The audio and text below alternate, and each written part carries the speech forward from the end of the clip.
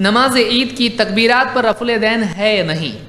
راجح قول یہ ہے کہ ہے، کرنا چاہیے۔ ابن عمر رضی اللہ عنہ کہتے ہیں کان النبی صلی اللہ علیہ وسلم اذا قام الى الصلاة رفع یدیہ، اللہ کے نبی صلی اللہ علیہ وسلم جب نماز کے لیے کھڑے ہوتے تو آپ دونوں ہاتھ اٹھاتے، حتی اذا کانتا حذو منکبیہ کبر، یہاں تک کہ جب آپ کے دونوں ہاتھ دونوں کندھوں کے برابر ہو جاتے آپ تکبیر کہتے، ثم اذا اراد ان یرکع رفعہما، پھر آپ جب رکوع کا ارادہ کرتے دونوں ہاتھ اٹھاتے، حتی یکون حذو منکبیہ وہما کذالک ثم یرکع، پھر آپ اتنا ہاتھ اٹھاتے رکوع کے پہلے کہ دونوں کندھوں کے برابر ہوتے اور پھر اس کے ساتھ آپ اس کے بعد میں رکوع کرتے، ثم اذا اراد ان یرفع صلبہ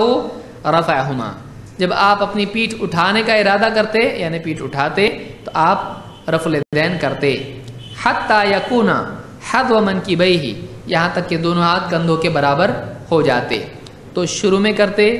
رکوع سے پہلے کرتے، رکوع کے بعد کرتے تھے، یہ عبداللہ ابن عمر کرتے تھے۔ ثم قال سمع اللہ لمن حمدہ ثم سجد، پھر اس کے بعد آپ کھڑے ہوتے جب رکوع سے تو آپ سمع اللہ لمن حمدہ کہتے اور اس کے بعد سجدہ کرتے۔ فلا يرفع یدیہ فی السجود، آپ سجدوں میں رفع الیدین نہیں کرتے تھے۔ وَيَرْفَعُهُمَا فِي كُلِّ تَكْبِيرَةٍ يُكَبِّرُهَا قَبْلَ الرُّكُوعِ، دیکھیے یہ استدلال ہے،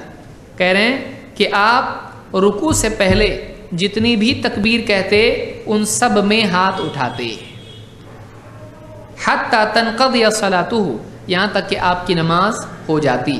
اس کو امام احمد اور امام دارقطنی نے روایت کیا ہے اور ارواء الغلیل میں شیخ الالبانی نے اس کی سند کو صحیح کہا ہے، اور یہ الفاظ دارقطنی کے ہیں۔ تو اس میں الفاظ ہیں وَيَرْفَعُهُمَا فِي كُلِّ تَكْبِيرَةٍ يُكَبِّرُهَا قَبْلَ الرُّكُوعِ،